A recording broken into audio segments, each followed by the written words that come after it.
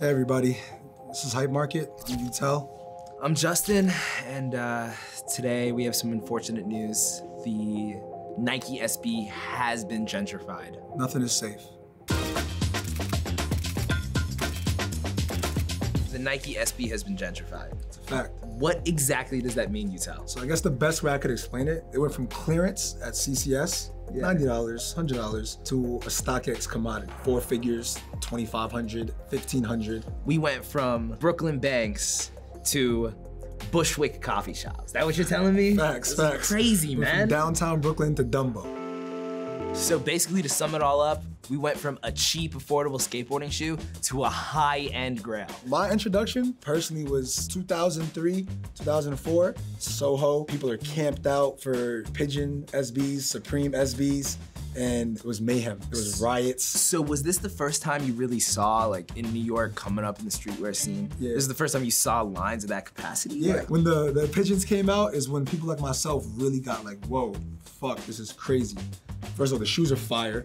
It's New York colorway. It's like that pavement with the orange from the Pigeon, you know, on the bottom. And I think that's when the world got put on notice. And that's way back when the gentrification first actually started. that's when the hype got That's when the hype got way too real. It was out of control, too much to handle, and then NICKY Diamond, LA Legend collaborated and made the Tiffany SB. It was like the equivalent of dropping a big ass skyscraper in Bed-Stuy. I don't know if this is accurate, but I think SBs were launched streetwear and sneaker culture into the forefront for America. I would definitely agree, because if we look at, for example, the Pee-wees, Right. I know those joints make you fucking geek out, Nah, because that's the like Pee-wee? such a crazy concept for a shoe. Yeah, and that's You the know thing what I I mean? love about Nike SB that I feel like is starting to get lost in all the assimilation of people. The storytelling, The like the essence storytelling. of why the shoe exists, like the MF Dooms, right? Right. The super villain of hip hop had his own fucking dunk. You look at Skunks, fucking look Skunks. like some dank ass weed. You know what I'm saying? Facts. And so it's Don't just try like, to smoke those, though. yeah, don't try to smoke those. But just like all of these sort of things, they had just like so many more like thought out elements that I feel like we've kind of lost in a lot of ways.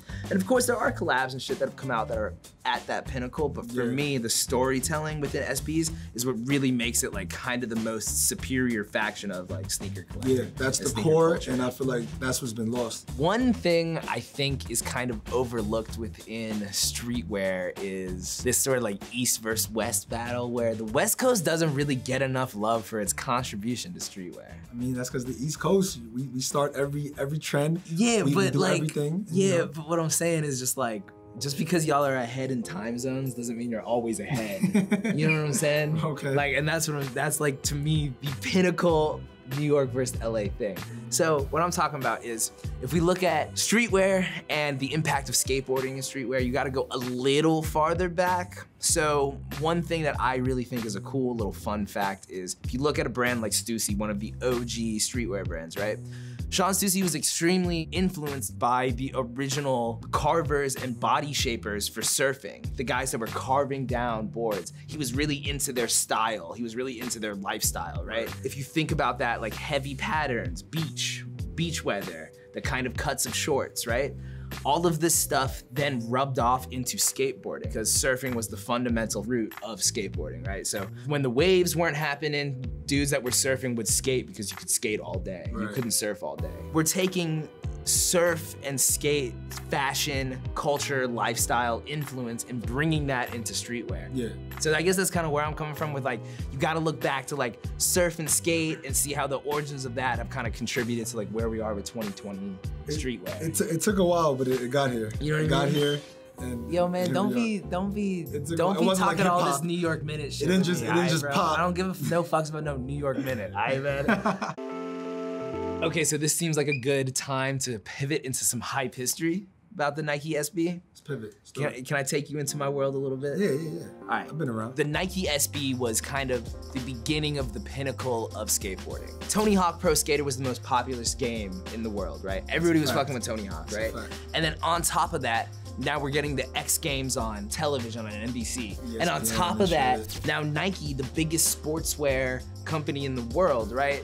the company that established Michael Jordan, the company that is the biggest, most defined thing within streetwear, did Kanye shoes, are now acknowledging skateboarding as something to the level of basketball and football and soccer and all of these other sports. So it was a huge moment for skateboarding that now skaters have Nikes.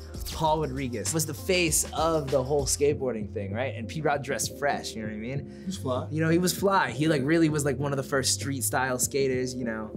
Stevie Williams, Kareem Campbell were some other skaters that kind of introduced us into that. But for me, P-Rod really made Nike SB like seem to be like part of a lifestyle, part of an ideology.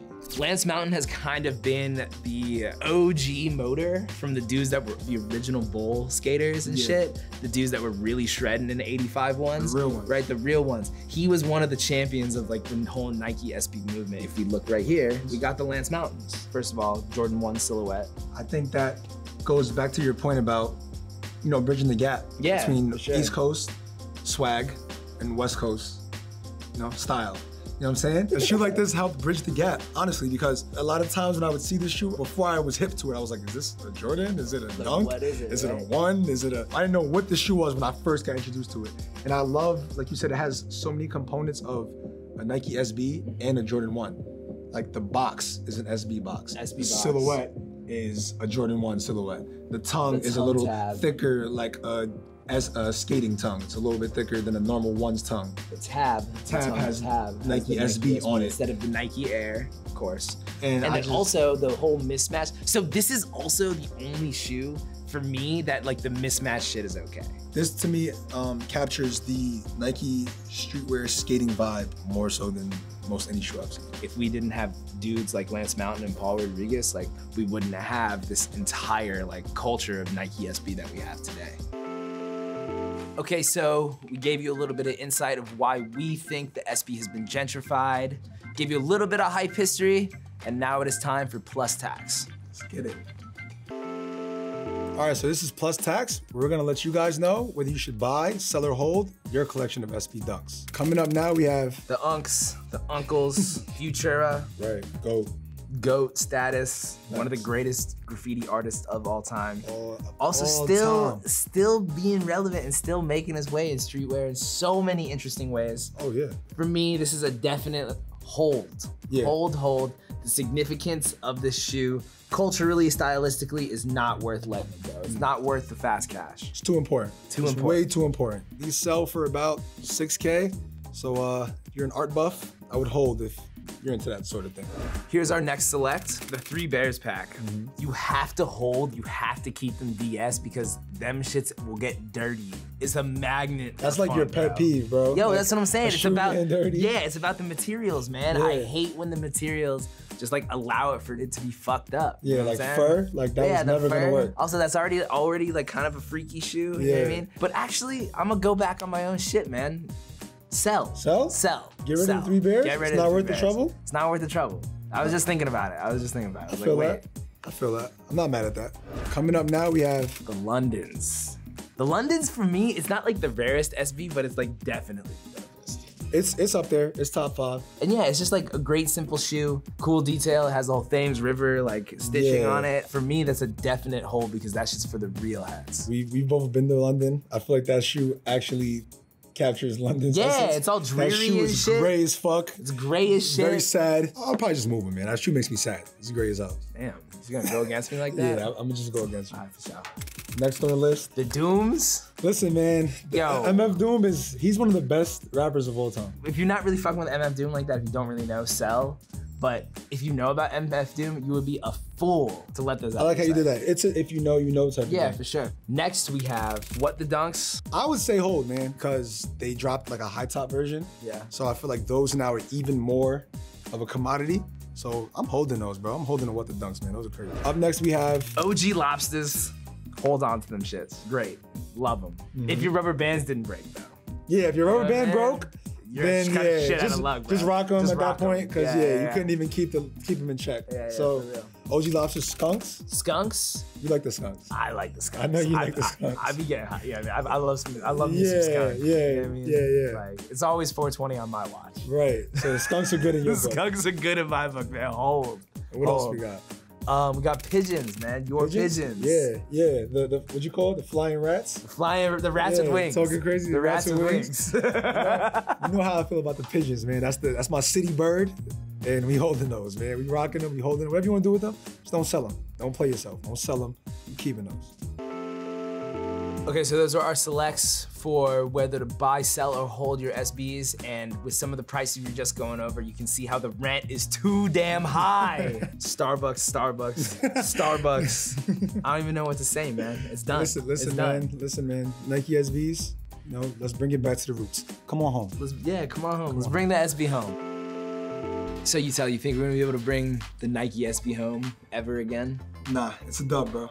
It's over. That's a tall pumpkin spice latte now. It started off as an Arizona iced tea. It is a pumpkin spice latte now. All right, so y'all let us know what you think in the comments. Are you skating your SBs? Do you even know where to cop dunks? Do you even know what dunks are fire and what dunks aren't? These are the hard-hitting questions the world needs answered. For Hype Market, I'm Eutel. And I'm Justin. Peace.